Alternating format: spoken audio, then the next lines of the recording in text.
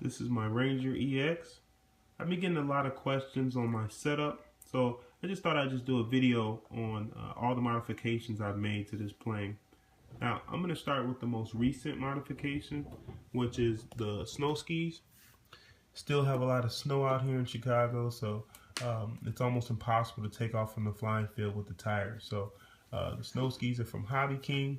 Also from Hobby King is the Mobius Gimbal.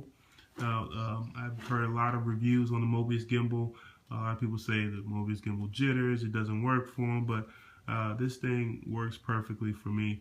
Once you flash the software, get everything put together, this is almost like a plug and play for the Ranger. All you would have to do once you get everything put together is screw in those 2 bolts to the bottom of the Ranger, which is made for it. Seems like the Ranger's made to take a gimbal, and you're ready to go. Now, staying on the outside of the plane, I've upgraded the motor. The stock motor, they said here in the manual that it was a 1200 kV motor, but I really doubt that. This here is a 1250 kV Taranis motor, and it has a lot more power than the stock motor. Also, for the video transmitter, this is a TS832. I've had to do a little bit of modification to the video transmitter because it doesn't have an audio wire standard. It doesn't come with an audio wire. So what you have to do is actually solder that audio wire to the back of the transmitter. And the only reason I did that is because I'm running a Vector OSD, and it speaks to you, so you want to hear the warnings that it's giving you. Also, I'm running for the antenna IB Crazy Airblade, and with the 600 milliwatt transmitter and the Airblade, I've been out a mile without any problems, without any glitches in the video. Now, if we go inside, the battery is a Get FPV 6600 milliamp 4-cell battery, and the battery's kind of wide, but it fits perfectly and it balances the plane perfectly with the weight.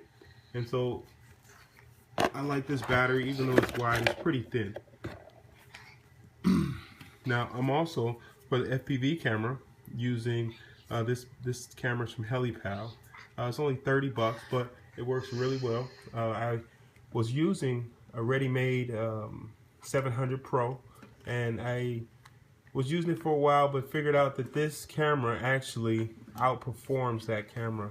I know I messed around with the settings a lot and tried to get it to where it was working for me, but this camera with no settings actually outperforms that ready-made 700 Pro. Also, for the OSD, we'll go with nothing else but the Vector.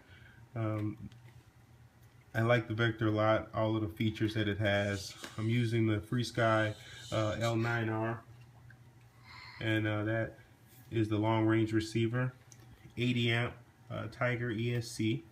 Looks like it's a lot going on here, but it's actually it seems like a lot, but it's really simple. I have a redundancy board here. The 2 little green lights you see is a redundancy board, so I have an alternate power source. So if anything was to, if the ESC was to brown out, then I would be getting power from UBEC that I have plugged up there. So yeah, it looks like a lot. I also have power going to the gimbal. I have power going to LED lights. It's a lot going on in there. Camera switch down there for the 2 cameras, so I can switch back and forth from the view. Gimbal control coming to the receiver. So it is a lot going on, but it's really not that complicated. Alright, so if we move around to, let me see what else we got in here. Yeah, that's another UBEC, 12 volt UBEC. This is the 5 amp UBEC. The 5 amp UBEC is the backup power supply for the Vector. The 12 volt is actually coming straight off of the battery and powering the gimbal and the LED lights. The LED lights are on the wing.